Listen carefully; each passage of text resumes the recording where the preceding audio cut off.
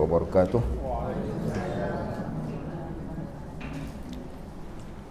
Innal hamdalillah nahmaduhu wa nasta'inuhu wa nastahdihi wa nastaghfiruh wa nu'minu bihi wa natawakkalu alayhi wa na'udzu billahi min shururi anfusina wa min sayyiati min a'malina man yahdihillahu fala mudilla lahu wa man yudlil fala hadiya lahu.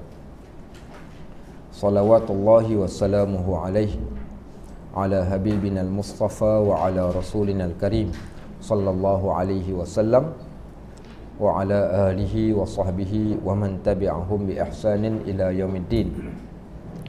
Allahumma faqihna fid din wa 'allimna ta'wil.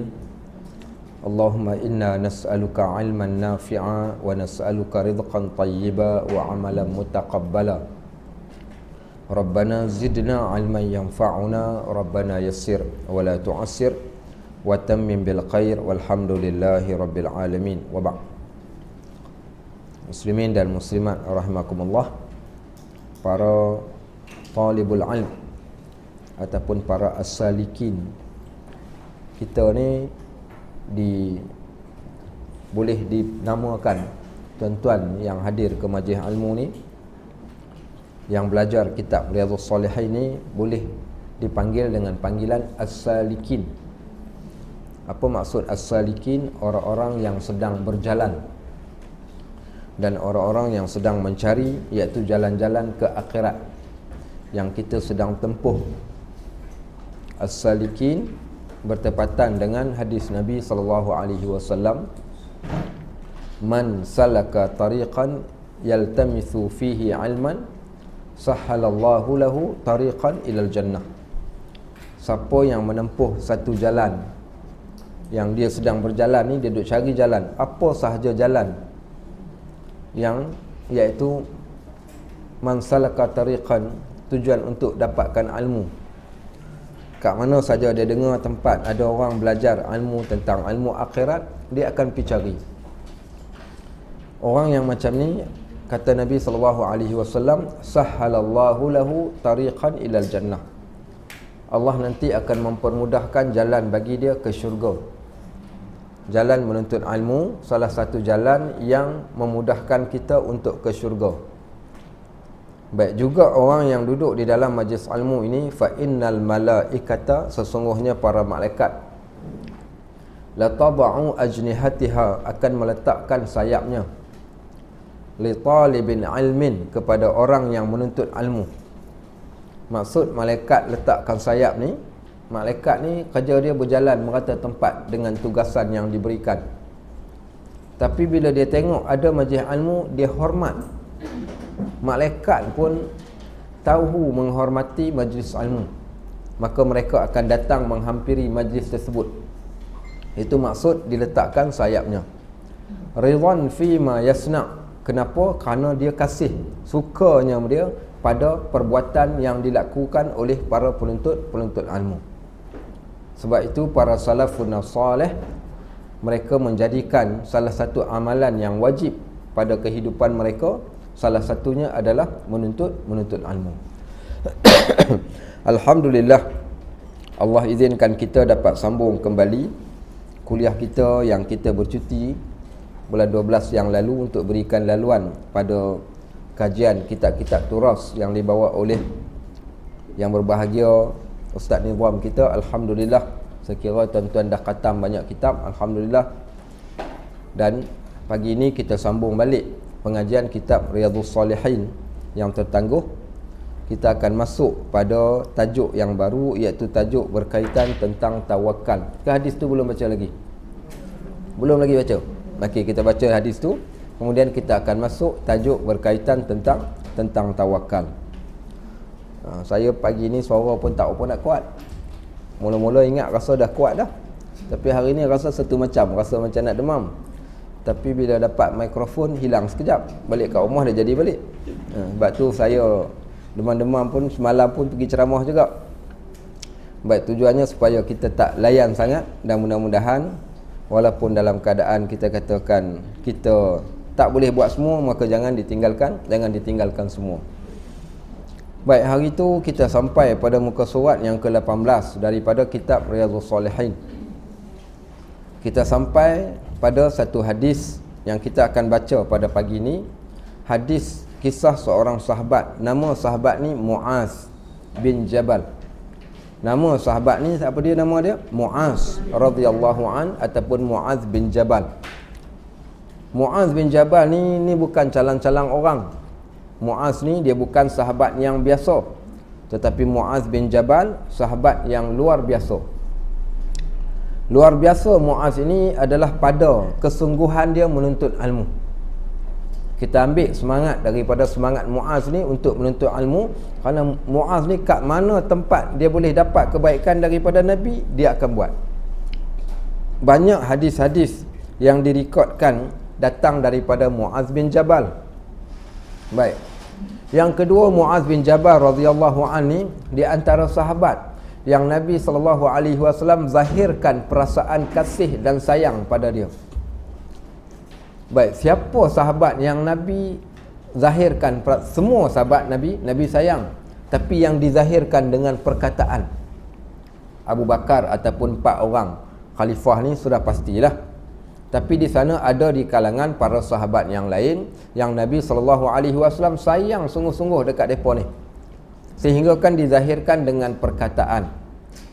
Salah seorang daripada sahabat-sahabat yang Nabi SAW sayang sungguh-sungguh ni, antaranya adalah Zaid bin Harithah. Zaid bin Harithah ni Nabi SAW anggap dia sebagai huwa hubbi, dia adalah kekasih hatiku. Zaid bin Harithah. Zaid bin Harithah berkahwin, dapat anak, nama anak dia Usamah bin Zaid. Usamah bin Zaid pun sama. Kata Nabi SAW, huwa hubbi ibnu hubbi, dia adalah kekasih aku, anak kepada kekasih aku. Siapa dia? Usamah bin Zaid. Tapi di sana ada lagi sahabat yang lain yang Nabi SAW kasih pada mereka. Antaranya Muaz bin Jabal. Sehingga kan Nabi SAW bukan satu hadis, bahkan lebih daripada satu hadis yang menceritakan bagaimana Nabi SAW mengucapkan perkataan kasih dan sayang pada Muaz. Antaranya Nabi SAW berkata kepada Muaz, ya Muaz, inni la uhibbuk. Wahai Muaz, aku sayang dekat engkau. Sahabat-sahabat yang cakap ni Sayyidul Anbiya'i wal Mursalin, bukan orang yang biasa-biasa. Yang cakap ni adalah Nabi SAW bila dia mengungkapkan perkataan sayang pada para sahabat. Ya Muaz, inni la uhibbuk. Muaz, aku sayang dekat engkau. Baik. Sebenarnya salah satu cara Nabi ni, dia nak kenalkan sesuatu benda supaya sahabat ni rasa tertarik pada ilmu dengan mengucapkan perkataan sayang. Macam kita dengan anak kita. Kita dengan anak kita ni, kita cakap dekat anak nak suruh dia belajar. Apa kita kata kat anak kita? PA weh, kau tahu ke tak, aku ni sayang sungguh-sungguh kat engkau ni. Sebab sayanglah ni aku buat macam ni dekat engkau. Bila kita ucap perkataan ni, perasaan sayang dekat seorang, ucapkan pada dia. Ni di antara sunnah Nabi SAW. So Nabi ucapkan perkataan sayang pada Muaz sebelum Nabi mengajarkan kepada dia ilmu. Baik, ada keadaan yang antaranya hadis yang kita nak baca ni juga menunjukkan bagaimana sayangnya Nabi SAW pada Muaz. Sehingga kan Muaz ni di antara sahabat yang selalu mengikuti Nabi SAW di dalam perjalanan-perjalanan, dan mereka berada berdekatan, sama ada menunggang kenderaan yang sama ataupun duduk dekat-dekat. Menunjukkan bagaimana Muaz ni dia sentiasa berdamping dengan Nabi SAW. Yang ketiga, di antara pujian Nabi kepada Muaz ni, Nabi SAW pernah mengucapkan satu perkataan yang tidak diucapkan pada sahabat yang lain. Apa perkataan Nabi pada Muaz? A'lamu ummati fil halali wal haram Muaz bin Jabal. Umat aku yang paling alim dalam bab halal dan haram adalah Muaz bin Jabal. Kenapa? Adakah sahabat yang lain tak alim dalam bab halal haram? Alim juga, tapi kerana kecenderungan dia suka tanya bab halal haram. Muaz ni kecenderungan dia suka tanya tentang halal dan haram. Sebab tu dia dikenali dengan sebagai ikon halal dan haram. Sehingga kan Nabi SAW sebut dekat dia, a'lamu ummati fil halali wal haram Mu'adz bin Jabal. Umat aku yang paling pandai ataupun alim dalam halal dan haram ni adalah Mu'adz bin Jabal radhiyallahu an. Baik. Apa cerita Mu'adz bin Jabal dalam hadis ni? Satu lagi saya lupa cerita. Mu'adz ni di antara sahabat yang tak pernah miss dia minta doa dekat Allah ni supaya dia mati dalam keadaan syahid. Dia minta meninggal dalam keadaan syahid. Tapi subhanallah, ada benda yang kita minta ni Allah tak bagi, kerana mungkin Allah nak bagi yang lebih baik. Dia tak syahid dalam peperangan, tetapi dia syahid di atas katil. Disebabkan dia terkena penyakit ta'un. Dia mengidap penyakit ta'un ketika dia berada di satu tempat. Akhirnya dia meninggal disebabkan penyakit ta'un. Dikebumikan di antara sempadan Jordan dengan Palestin. Di sanalah tempat dia disemadikan, sehingga masjid itu, di tempat yang disemadikan itu dinamakan dengan Masjid Mu'adz bin Jabal. Seorang sahabat daripada Madinah tetapi meninggal di Jordan. Baik. Apa cerita Mu'adz ni? Mu'adz dia kata kuntu ridfan Nabi sallallahu alaihi wasallam ala himar. Aku berada di belakang Nabi di atas seekor keldai. Baik. So, adakah dalam duduk di atas seekor keldai ni naik dua orang ke ataupun keldai yang lain? Keldai yang berlainan. Okey. Nabi SAW naik keldai, maka dia pun naik keldai juga satu hari. Siapa tahu apa nama keldai Nabi dan apa nama unta Nabi? Unta Nabi nama apa? Tak ingat? Tak ingat? Ni tak baca kitab Syama'il Muhammadiyah dah ajar dah kat sini. Belum lagi. InsyaAllah nanti kalau kita sempat khatam, tak tahulah tahun bila boleh khatam kitab ni, kita sambung dengan kitab Syama'il Muhammadiyah. Dalam kitab Syama'il diceritakan tentang unta Nabi SAW dan keldai Nabi. Unta Nabi bernama Al-Qaswa. Unta Nabi SAW nama dia adalah Al-Qaswa. Dan keldai yang ditunggangi oleh Nabi SAW nama dia Duldul. Duldul. Keldai Nabi SAW nama keldai tu Duldul. Bukan roti canai apa tu? Dul tu yang dekat simpang Bukit Beruang tu. Duldul. Duldul. Nama keldai Nabi SAW adalah Duldul. Baik. Jadi Nabi SAW kadang-kala naik unta, kadang-kala dia naik kuda, kadang-kala dia naik keldai, kadang-kala dia berjalan kaki, dan kadang-kala dia akan menunggang bersama-sama dengan para sahabat. Maka kata Mu'adz, dia kata aku menunggang berada di belakang Nabi SAW di atas seekor keldai. Faqala, tiba-tiba Nabi SAW kata, ya Mu'adz, wahai Mu'adz. Dalam hadis yang lain menarik. Dalam hadis yang lain, riwayat yang lain, Nabi panggil dia, ya Mu'adz, wahai Mu'adz. Mu'adz pun jawab, labbaika wa sa'daika ya Rasulullah. Aku menjawab Aku menjawab panggilanmu ya Rasulullah, ataupun bahasa mudahnya, ya Tuan. Okey, labbaika wa sa'daika ya Rasulullah. Nabi panggil dia, ya Mu'adz. Bila Nabi SAW panggil sahabat ni, bila Nabi SAW panggil ni, wajib tak kena jawab? Wajib. Kenapa wajib kena jawab? Berdalilkan dengan beberapa dalil. Dalil di antaranya dalil daripada ayat Al-Quran, ya ayyuhallazina amanu istajibu lillahi walir rasul idza da'akum lima yuhyikum. Wahai orang yang beriman, jawab panggilan Allah dan panggilan Rasul bila Allah dan Rasul panggil kalian. Dalilnya juga di sana, kalau siapa yang baca tafsir surah Al-Fatihah, kisah Abu Sa'id, dia tengah duduk semayang, Nabi SAW panggil, dia tak berhenti semayang, dia teruskan. Baik, kemudian selesai semayang, dia kata, summa sallaitu faqumtu. Aku selesaikan solat, aku pun datang dekat Nabi SAW. Bila dia mai dekat Nabi, Nabi kata, kenapa tak jawab panggilan? Bukankah Allah berfirman, bila Allah dan Rasul panggil, kena jawab. Dia pun datang, Nabi kata, aku nak ajarkan kepada engkau, iaitu satu surah yang paling agung, diajarkan kepada Abu Sa'id, iaitu surah Al-Fatihah. Poinnya, bila Nabi panggil para sahabat, mereka akan datang.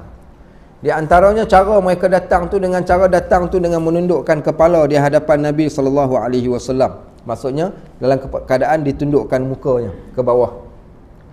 Ketika mereka datang, salah satunya dengan cara bertemu lutut dengan lutut, kedua belah tangan berada di atas paha. Berdalilkan dengan kisah hadis Jibril yang disebut sebagai Ummul Hadis. Kalau Al-Quran Ummul Kitab, kalau hadis ada Ummul Hadis. Pernah dengar tak? Ummul Kitab, Fatihah. Kalau Ummul Hadis, hadis apa? Ummul Hadis, hadis apa? Hadis tu pun kita dah baca dalam kitab ni. Ummul Hadis adalah hadis Jibril. Hadis tersebut dinamakan dengan Ummul Hadis. Ummul Hadis ni ibu bagi segala hadis, kerana dalam hadis tu menceritakan keseluruhan tentang Islam, rukun iman, rukun Islam dan hari akhirat. Baik, maka mereka datang ni bila Nabi SAW panggil, mereka datang dengan meletakkan kedua belah tapak tangan. Fa asnada rakbatayhi ala rakbatayhi wa wada'a kaffayhi ala faqidayhi. Lutut bertemu lutut, tangan berada di atas paha dalam keadaan kepalanya ke bawah. Hormat akan Nabi SAW. Bila Nabi SAW bercakap, mereka tidak akan bercakap. Kalau mereka nak bercakap, mereka akan minta izin. Dan mereka tidak akan meninggikan suara Nabi SAW sama ada ketika hidup dan juga selepas kewafatan baginda. Sebab tu siapa yang masuk ke Masjid An-Nabawi, walaupun dia duduk di bahagian belakang sekalipun, jangan ditinggikan suara duduk dalam masjid. Jangan bertempik. Lebih-lebih lagi saat ketika berada di dalam raudhah, jangan meninggikan suara. Kalau nak bercakap pun bercakaplah dengan suara yang perlahan. Sebagaimana Imam Malik dia kata, maka bab merendahkan suara kepada Nabi SAW ketika hidup dan juga selepas daripada kewafatan baginda SAW. Baik, bila Nabi panggil Muaz, Nabi kata, hal tadri ma haqqullahi ala ibadih. Muaz, engkau tahu ke tidak apakah hak Allah ke atas seorang hamba? Wa ma haqqul ibad 'ala Allah, dan apakah hak hamba ni kepada Allah? Baik. Kemudian jawab Muaz, qultu Allahu wa rasuluhu a'lam. Allah dan Rasulnya yang mengetahui. Baik, yang ni kita panggil adab. Bila mana kita tak tahu sesuatu, soalan ditanyakan pada kita, kita tak tahu jawapan dia, maka jangan duk pandai duk menjawab. Jawab saja Allah wa rasuluhu a'lam, Allah dan Rasulnya mengetahui. Sehingga sebahagian daripada ulama mengatakan nisful ilm la adri, separuh daripada ilmu itu adalah tak tahu. Imam Abu Hanifah ketika ditanya oleh seorang lelaki yang datang daripada tempat yang jauh, ditanya 4 soalan, 1 jawab, 3 tak jawab. Orang tu tanya dia, pasal apa tak jawab? Engkau imam kan? Dia kata separuh daripada ilmu itu adalah tidak tahu. Aku lebih rela tidak menjawab benda yang aku tidak pasti daripada aku menjawab benda yang salah. Kita hari ni semua benda kita nak jawab. Tapi mereka takkan jawab melainkan apa yang mereka tahu. Kalau mereka tak tahu, mereka akan berkata Allahu a'lam. Allah sahaja yang mengetahui. Baik. Kemudian kata Nabi SAW. Baik. Konsep ini ataupun metodologi cara belajar dalam hadis ni menceritakan kepada kita bagaimana interaksi di antara guru dengan anak murid. Dalam satu kelas pengajian, dalam satu kuliah ni mesti kena ada konsep interaksi 2 hala.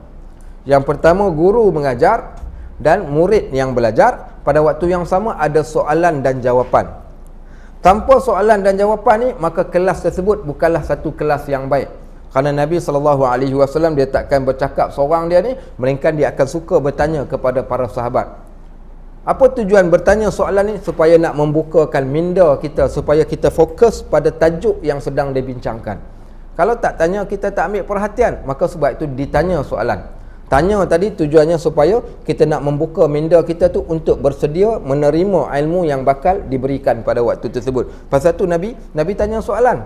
Kenapa tujuan tanya soalan ni? Supaya orang yang nak mendengar jawapan ini nanti, dia akan fokus pada jawapan tu. Kerana dia memang tak tahu dan dia perlukan kepada jawapan tersebut. Nabi kata SAW, fa inna haqqallahi 'alal 'ibad. Sesungguhnya hak Allah ke atas seorang hamba. Sesungguhnya hak Allah ke atas seorang hamba ni apa dia? Ayya'buduh, untuk menyembah Allah. Hak kita ni ke atas Allah ni, iaitu hak Allah ke atas seorang hamba ni, iaitu kita sembah Allah Subhanahu wa ta'ala. Malam saya ceramah di masjid Bukit Lintang, Masjid Al-Abrar, masjid baru. Cerita ada orang kadang kalau sedih kita tengok umur 60 tahun, 70 tahun tak semayang. Ada tak? Ada. Umur 60 tahun, 70 tahun tak semayang, 60 tahun, 70 tahun tak puasa. Bahkan ada yang sampai ke tahap 60 tahun, 70 tahun tak boleh nak baca Al-Quran ataupun tak baca Al-Quran. Sedangkan Allah suruh kita ni beribadat kepada Allah. Kalau dah semayang pun tak tahulah apa nak jadi. Ada orang yang kadang-kala tu dibiarkan dia tak semayang. Bila dia tak semayang, of course anak-anak dia juga tak akan semayang. Dan anak dia pula akan kahwin pula dengan anak orang lain, kemudian melahirkan cucu. Cucunya juga akan jadi cucu yang tak semayang, satu keturunan.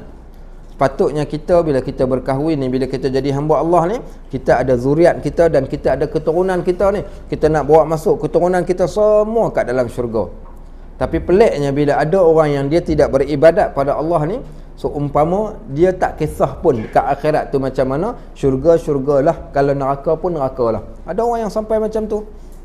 Baik, sebab tu di antara hak kita kepada Allah Subhanahu Wa Taala ni antaranya adalah an ya'buduh, untuk kita sembah Allah. Wala yusyriku bihi syai'a, jangan sama sekali kita melakukan syirik kepada Allah. Baru-baru ni pergi ke Taif.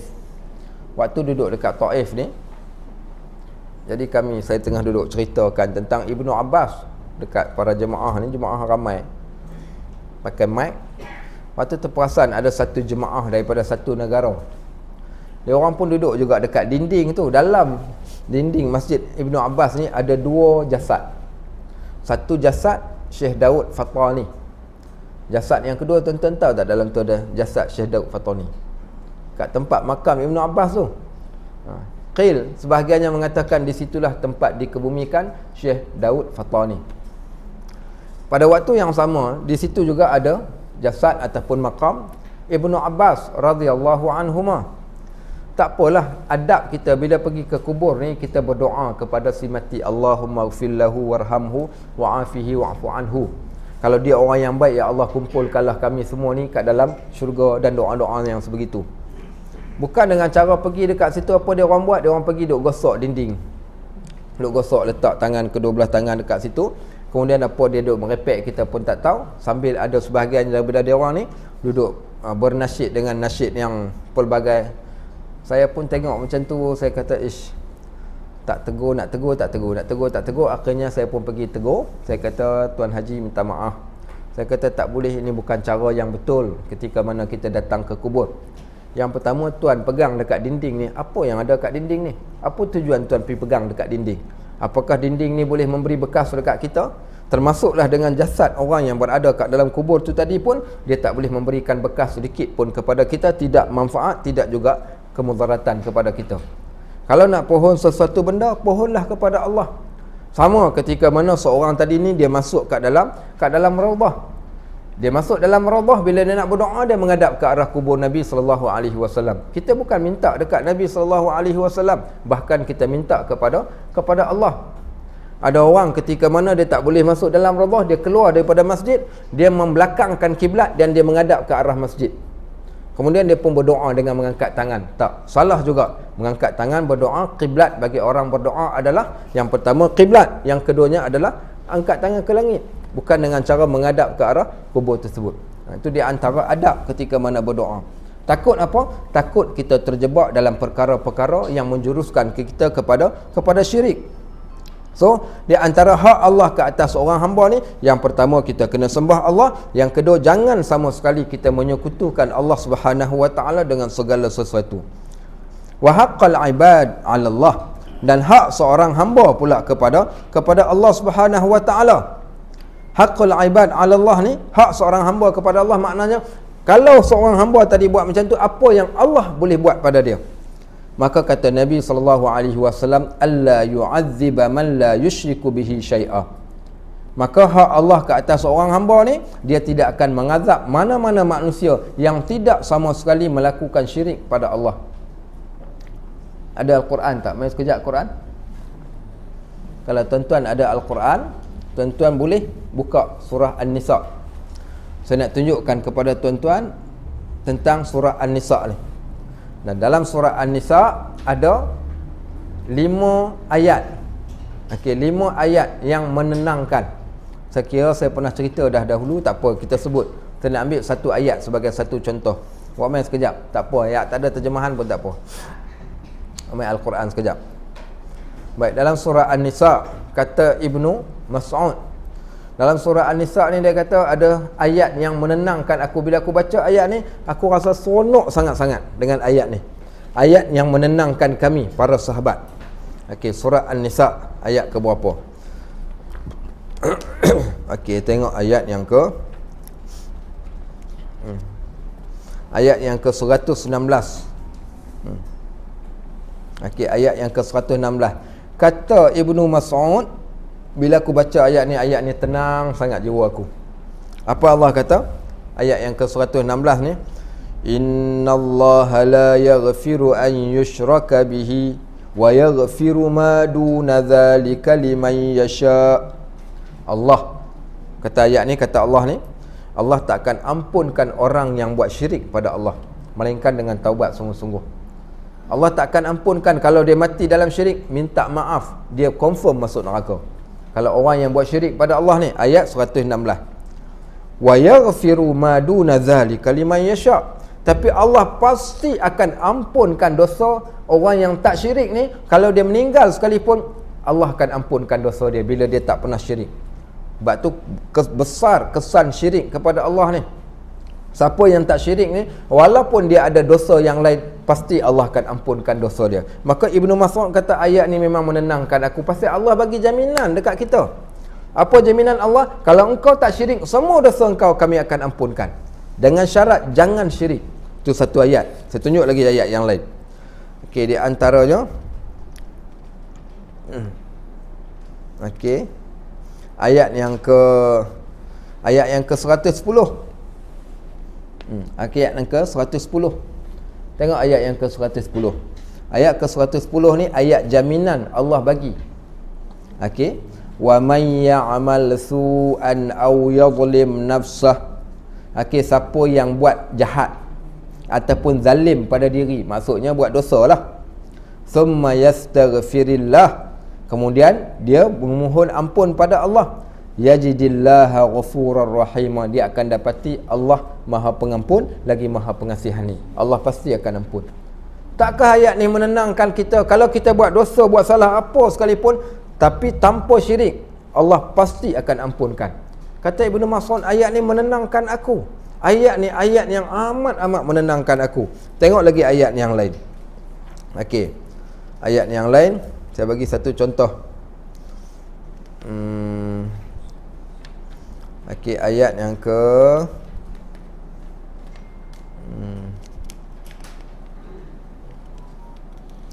okey, ayat yang ke okey, tengok ayat. Okey, ayat yang ke-40. Okey, ayat yang ke-40. Ayat ni pun sama juga, Ibnu Mas'ud kata ayat yang menenangkan aku. Apa dia ayat 40?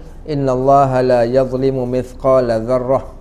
Allah takkan buat zalim dekat kita walaupun sebesar zarah. Wa in taku hasanatan yudha'ifha. Kalau kita buat satu kebaikan, Allah tambah kebaikan dia, Allah gandakan. Wa yu'ti min ladunhu ajran azima. Dan Allah akan datangkan kebaikan ni, anugerah dari sisi Allah ni, dengan satu anugerah pahala yang amat besar. Kata Ibn Mas'ud, ayat ni menenangkan aku. Aku baca je ni, ya Allah, mulia dan baiknya Allah, pemurahnya Allah Subhanahu wa ta'ala. Baik. Okey, ada satu lagi ayat yang lain.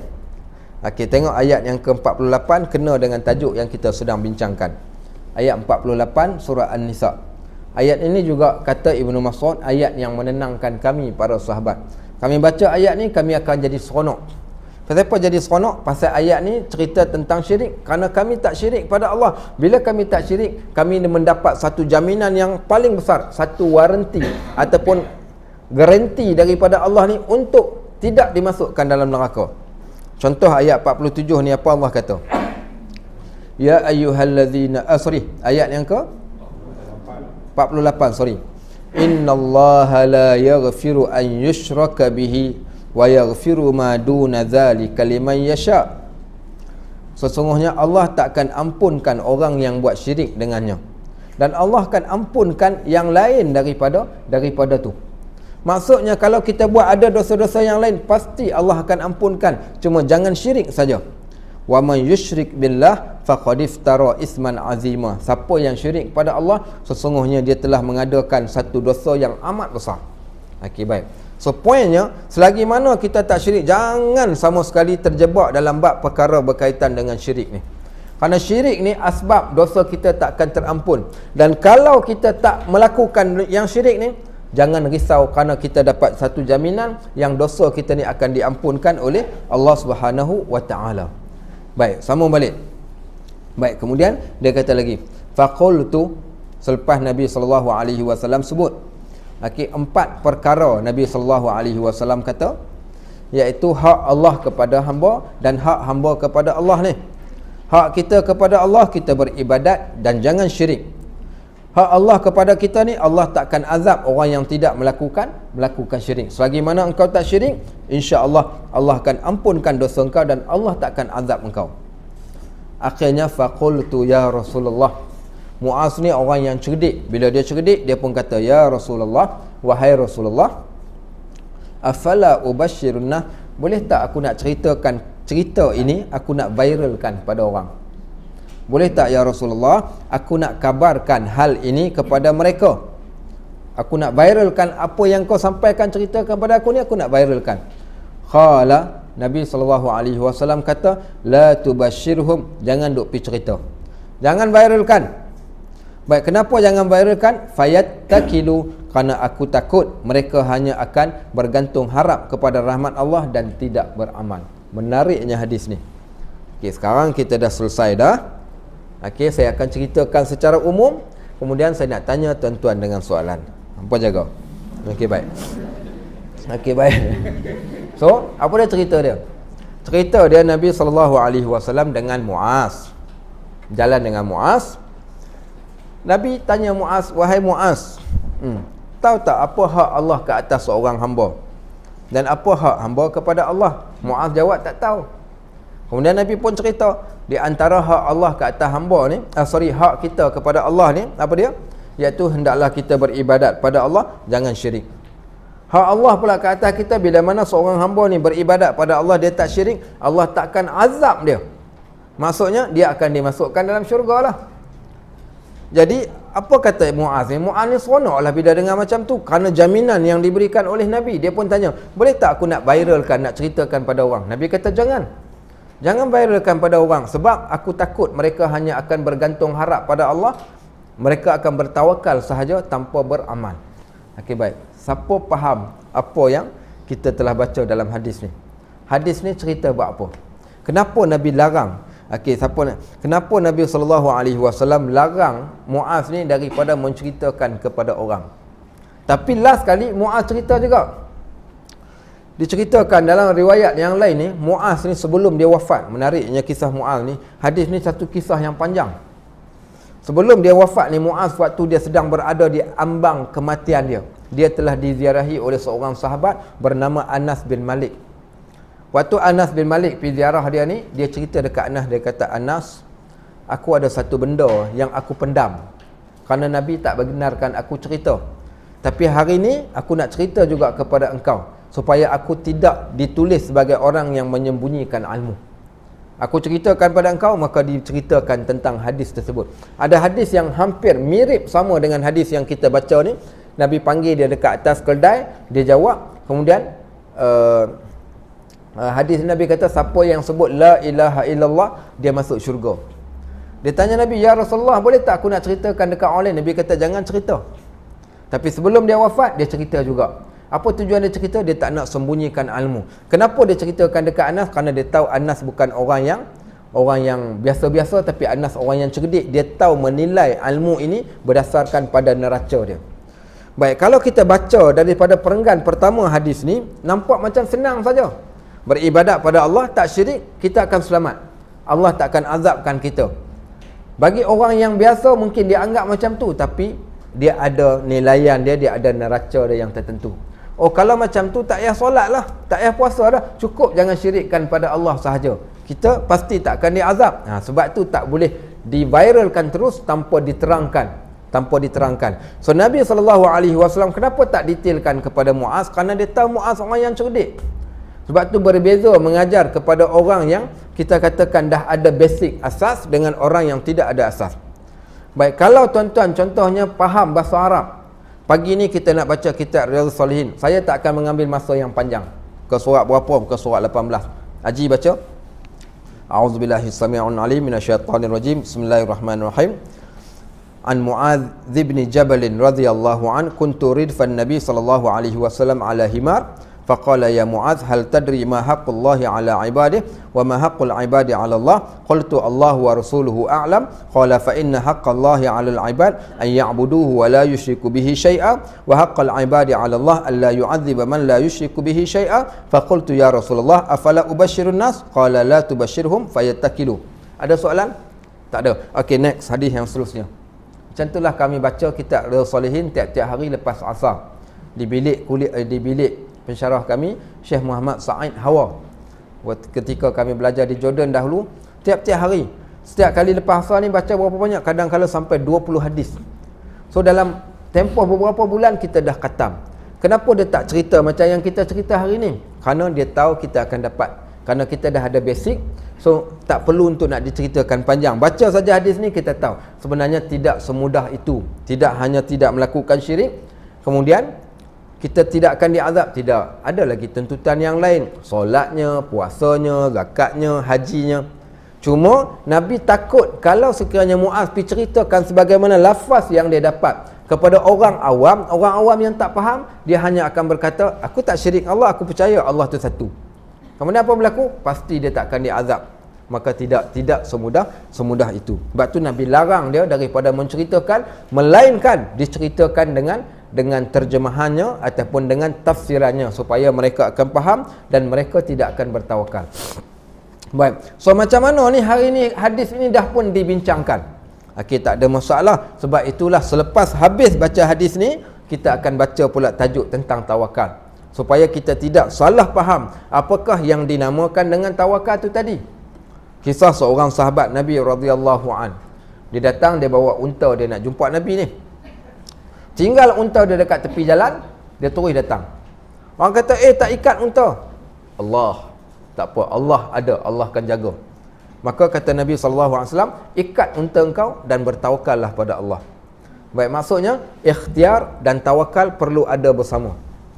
Waktu Nabi SAW masuk dalam peperangan Uhud, Nabi kot, kalau hari ni ada orang yang dia baca qul huwallahu ahad, qul a'udzu birabbil falaq, qul a'udzu birabbin nas, tiba-tiba dia jadi kuat macam badang, dia boleh masuk berperang, tak lut oleh peluru. Nabi SAW masuk dalam peperangan Uhud, Nabi pakai 2 baju besi. Kenapa dia pakai 2 baju besi? Nak menunjukkan tawakal juga, tapi ikhtiar kena. Baik, ada orang suruh pakai mask, tak ada masalah, aku dah doa tiap-tiap hari, aku duk baca ayat kursi, tak kalah Allah nak kenakan COVID dekat aku. Tak nak pakai mask, tak ada masalah pun, semua dia masuk pakai redah saja. Maka kita kata itu tawakal bodoh, kerana tawakal dia mesti datang bersama-sama dengannya adalah ikhtiar. Maka sama juga dalam bab ini, walaupun dia kata dah cerita tentang bab jangan syirik, kita tak akan diazab.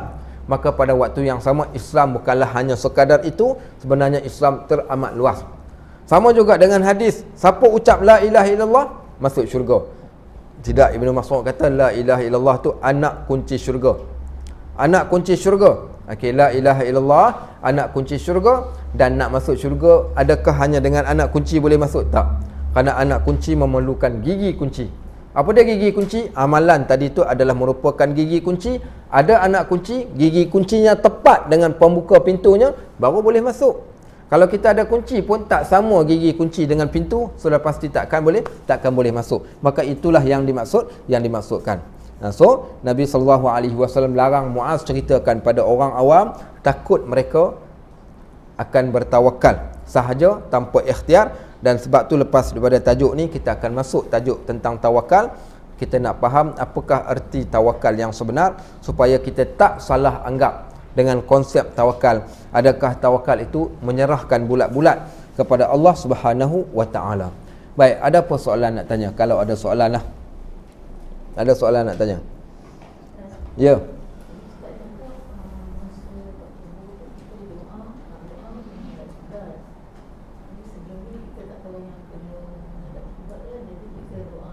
Tak.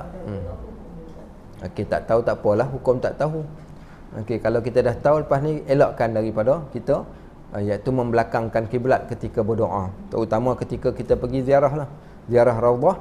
Bayangkan tengok makam di sebelah, katakan saya sekarang ni saya membelakangkan kiblat, kiblat belakang saya, Raudhah di sebelah kanan, sini mimbar. Baik, waktu tuan-tuan masuk ke Raudhah, kalau kebetulan tempat duduk tadi tu ngam-ngam dengan berhadapan dengan Raudhah, setentang dengan kiblat, tak apalah, berdoa. Baik, tapi kalaunya makam kan sebelah kanan, kiblat belah depan, takkan tuan-tuan nak pergi pusing menghadap ke arah kiblat dan berdoa, ya Allah engkau ampunilah dosaku.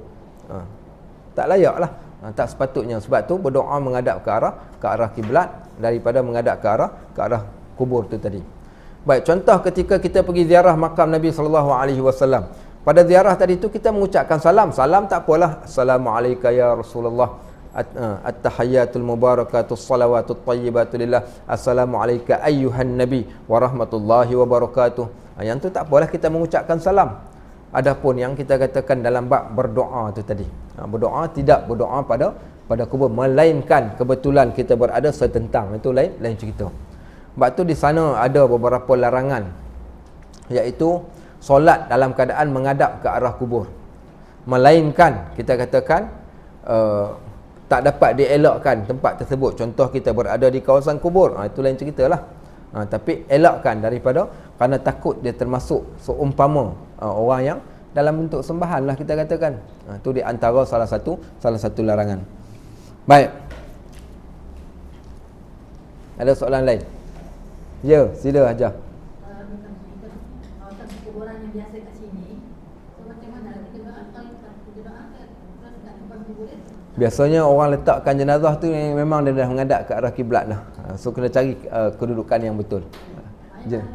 Ya, memang kedudukan jenazah tu memang dah menghadap ke arah kiblat. Okey, macam mana dia duduk? Dia duduk dalam keadaan mengiring. So kena cari bahagian kepala dia. Kepala dia tu automatik kita akan menghadap ke arah kiblat. Sebab tu kalau siapa pergi kubur Bukit Beruang ni, di dalam kubur tu dia dah letakkan satu anak panah besar tu arah kiblat. Supaya apa? Supaya senang untuk orang tahu kedudukan dia. Selama ni orang yang bersini kubur tu yang berdoa tu. Okey, cuma beza macam ni lah. Kita bukan minta kat kubur, kita minta dekat Allah sebenarnya. Fasammi wajhillah, menghadaplah ke mana pun tetap kita berdoa pada Allah juga. Cuma jangan menjadikan kubur itu sebagai tempat permintaan ataupun fokus kita. Adapun kita duduk kat situ kebetulan dah duduk dalam keadaan bulat, macam orang pergi buat kenduri majlis doa selamat lah, semua duduk dalam bulatan, jadi takkan semua nak menghadap ke arah kiblat? Tidak. Maka kita doa dekat kat mana tempat yang kita ada. Tapi kalau ada ruang untuk kita menghadap ke arah kiblat, hadaplah ke arah kiblat. Itu yang paling terbaik. Yang tak dibolehkan tadi, sengaja pergi menghadap ke kubur, seumpama minta dekat kubur, itu yang tak bolehnya. Baik. Okey. Doa kepada si mati je lah. Doa pada si mati lah. Doa pada si mati minta kat siapa? Minta kat Allah, bukan kita minta kat si mati, betul tak? Kita memang doakan pada si mati. Kita pergi kubur bapak kita, kita doakan pada Allah untuk si mati. Pergi kubur mak kita sama juga, kita doakan untuk si mati. Bukan maksudnya tak boleh doakan. Boleh doakan. Okey. Ada yang lain lagi? Tak ada. Mudah-mudahan bermanfaat. Ya.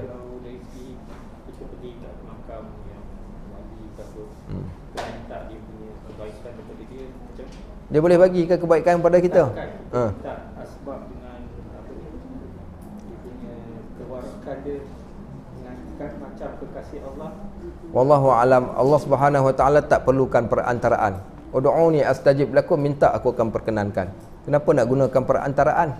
Seumpama kita, Allah suruh minta, fa iza sa'alaka ibadi anni fa inni qarib ujibu da'watad da'i idza da'an. Bila hamba-Ku memohon kepadaku, maka ketahuilah sesungguhnya aku dekat dengan mereka dan aku menjawab setiap permintaan mereka. Amma yujibul mustarra idza da'ah wa yakshifus su'. Siapa yang menjawab ketika engkau susah? Kau berdoa pada Allah, siapa yang jawab? Allah tanya. Maka kita tak memerlukan perantaraan. Kenapa perlukan perantaraan? Sedangkan Allah tak perlukan perantaraan pun untuk kita berdoa. Maka tak perlulah minta terus pada Allah. Baik, dan orang yang dah meninggal dunia, la yadhur wa la yanfa', dia tak boleh buat apa-apa pun. Okay, kenapa nak minta dekat? Sedangkan kita boleh minta terus pada Allah kan? Minta pada Allah. Melainkan kita nak bertawassul dengan amal perbuatan. Ya Allah, dengan kebaikan yang aku buat ni, Ya Allah, dengan bacaan Al-Quran yang aku buat, dengan puasa yang aku buat, dengan haji yang aku buat ni, Ya Allah, maka engkau perkenankanlah permintaan aku. Ya Allah, tidaklah aku buat baik pada mak ayah aku ni, melainkan kerana nak redha daripada engkau, Ya Allah. Asbab kebaikan ini, Ya Allah, kau perkenankanlah apa yang aku minta. Ya Allah, dengan bacaan Al-Quran aku surah ni, Ya Allah, maka angkatlah hajat-hajat kami, Ya Allah. Maka yang ni amat dibolehkan kerana masuk dalam kategori sunnah. Baik. Ya. Okey, baik. Di sana ada dua pandangan. Orang yang buat umrah. Okey, orang yang buat umrah iaitu pergi ke Taif daripada Mekah, adakah dia kena buat tawaf wada', ikut tabung haji, kena buat tawaf wada' kerana melepasi dua marhalah. Siapa sekalipun di sana ada hadis yang jelas, iaitu siapa yang nak meninggalkan Mekah, dia nak bermusafir lebih daripada dua marhalah, maka dia kena tawaf di Kaabah, kena tawaf di Kaabah. Walau bagaimanapun di sana ada beberapa pandangan yang lain. Pandangan yang lain iaitu pandangan yang mengatakan boleh pergi ke Taif tanpa tahu. Benda ni dibincangkan. Saya ingat saya tiap-tiap tahun muzakarah haji kami akan bincangkan bab ni. Termasuk yang baru-baru ni. Sampaikan panel tabung haji ni kata, kau pergi umrah ni, kau nak pergi mana? Kau nak pergi jalan ke Taif ke kau nak pergi buat ibadat ni? Lah kali semua orang terdiam. Tapi tergantung macam tu lah. Cuma tabung haji punya pendirian tetap kena tawaf lah, tetap kena tawaf kerana kita nak meninggalkan. Sebab tu hari ni dia orang dah tukar dah. Pergi Taif dulu baru masuk Mekah. Senang cerita. Bab Taif kita akan melalui Qarnul Manazil. Qarnul Manazil tu adalah miqat. Kalau yang tak buat tu Yang tak buat dia pegang pandangan yang kedua. Kalau ikut pandangan yang kedua tu tak kenalah. Melainkan kalau pandangan yang pertama, pandangan mazhab Syafi'i, dia kenalah, kena dam. Ya. Ada adab masuk kubur. Nabi SAW pernah menegur seorang lelaki yang masuk ke kubur dengan bersepatu. Hari ni kita jarang, tak ramai dah orang yang masuk ke kubur buka kasut. Sunat masuk ke kubur buka kasut, ucapkan salam, mendoakan kepada ahli kubur, kemudian menginsafi tentang kematian sebagaimana hadis, kuntu nahaitukum an ziyaratil qubur fal anfadhuruha. Aku pernah larang kalian daripada ziarah kubur, sekarang pergi ziarah kubur, fa innaha tudzakirukum bil akhirah, kerana ziarah kubur mengingatkan kalian akan kematian. Tujuan kita pergi ke kubur ni nak menginsafkan kita. Waktu yang sama mendoakan kepada si mati. Kerana doa orang yang hidup kepada si mati iaitu doa yang diperkenankan, boleh didoakan. Baik, menanggalkan kasut, bahkan disunatkan dalam keadaan berdiri. Orang Melayu kebanyakannya duduk. Saya selalu tegur. Kadang sebab nak wacana dah imam pun duduk juga, orang lain pun duduklah. Sunnahnya dalam keadaan berdiri ketika berada di kubur. Tak kiralah dia nak baca talqin ke, dia nak doa ke, doa dalam keadaan berdiri, itu yang paling afdal. Awas, jangan sama sekali pergi duduk ke atas kubur. Banyak bukit beruang ni, kadang tak larat nak cakap dah kita. Duduk satu hal ke atas kubur ni. Yang kali yang kedua pula apa dia? Dia jenis tak hormat ni sampai ke tahap menghisap rokok dalam kawasan kubur. Sambil-sambil waktu turun jenazah ni, dekat bukit beruang ni saya pernah tegur. Orang yang turunkan jenazah dalam liang lahat, tangan dia masih memegang rokok lagi waktu tersebut. Seolah-olah tak ada perasaan langsung. Tu tak beradab lah. Masuk-masuklah keadaan beradab. Kerana kita semua akan pergi kat tempat tersebut, tahu tak kubur duk bercakap hari-hari kita duk lalu. Dia nak masuk ke kubur. Melainkan kawasan tu kawasan yang berbatu, bahaya, berduri ke, tak apalah. Kalau kawasan yang kita rasakan selamat, afdalnya dibukakan kasut kita. Baik, selain daripada tu jangan meratap hibah, takak menangis mengalirkan air mata, tak apa. Tapi kalau sambil duk gosok batu nisan, sambil duk menangis, Bang Haji duk panggil, itu tak payahlah. Kisah seorang perempuan, Nabi SAW lalu ke kubur. So dia sedang menangis. Nabi kata, ittaqillah wahai perempuan, takwalah kamu kepada Allah. So di sini menunjukkan perempuan boleh pergi ke kubur. Kalau tak boleh, dah lama dah Nabi halau perempuan tu. So Nabi kata, bertakwalah kau pada Allah. Waktu tu dia tengah menangis, meratak hibah. Kemudian apa dia perempuan ni kata, siapa baca kitab Riyadhus Shalihin, kitab yang ni ringkasan, kitab yang betulnya, dalam tu ada hadis ni. Perempuan tu katakan Nabi SAW, dia kata, engkau Tak kena dekat engkau, tak apalah kau cakap dekat aku, cuba kena dekat engkau. Dia marah dekat Nabi pasal Nabi tegur dia, nangis. Baik, kemudian orang bagi tahu, orang bantu, kau tahu tak itu Rasulullah tu yang kau cakap macam tu. Dia pun terasa bersalah, pergi minta maaf dekat Nabi SAW dekat rumah.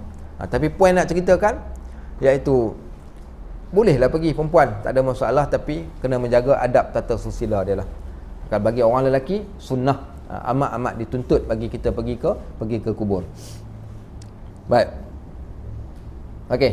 Yang masa kita pergi ke kubur tu, dengan adab kat mana? Muka dia ke? Afdalnya kalau boleh duduk pada kedudukan menghadap kiblat, itu yang paling terbaik lah. Melainkan kalau dah pergi ramai, kan apa boleh buat, kita duduk berdekatan dengan kat situ lah. Tapi kalau boleh dalam keadaan menghadap kiblat, itu yang paling afdal.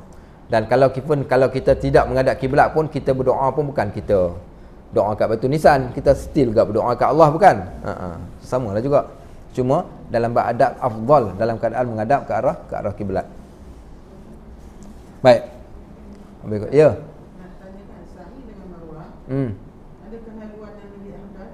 Safa ke Marwah, sa'i tu. Haluan yang lebih afdal. Haluan macam mana maksudnya? Maksudnya yang jalan yang haluan tu yang Tak ada. Jalan tu daripada dulu sampai ke hari ni tak boleh nak ubah. kan? Macam mana? Kita buat satu haluan. Sa'i marwah sekarang kan dia dah luas. Diluaskan tak apalah, maksud jangan pintu keluar. Mesti tak boleh. Tempat yang lebih afdal. Tak ada tempat.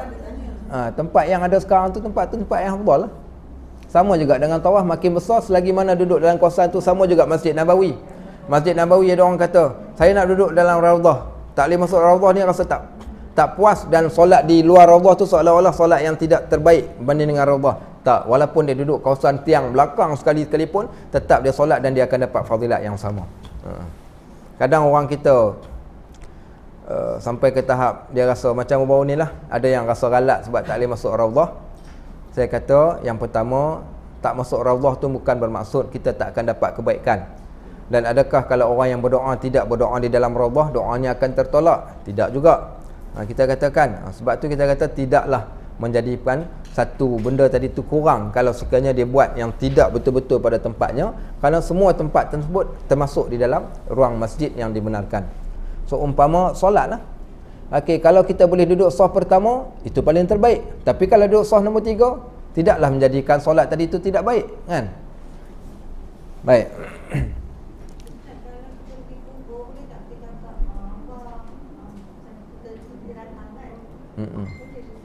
Lah kadang benda-benda macam tu emosi dia datang spontan, bukan? Seboleh, tapi janganlah sampai meratap hibah lah. Kadang benda-benda dialog macam tu biasa kita bercakap, kan? Cuma jangan sampai bercakap dengan batu nisan tu, takut kan nanti lain macam lah pula jadinya, bukan? Saya ingat kadang benda tu dia datang secara tak disengajakan. Baik. Wallahu a'lam bisawab. Subhanakallahumma wa bihamdik, asyhadu an la ilaha illa anta, astaghfiruka wa atubu ilaik. Wa sallallahu ala sayyidina Muhammad wa ala alihi wa sahbihi wasallam. Walhamdulillahi rabbil alamin. Assalamualaikum warahmatullahi wabarakatuh.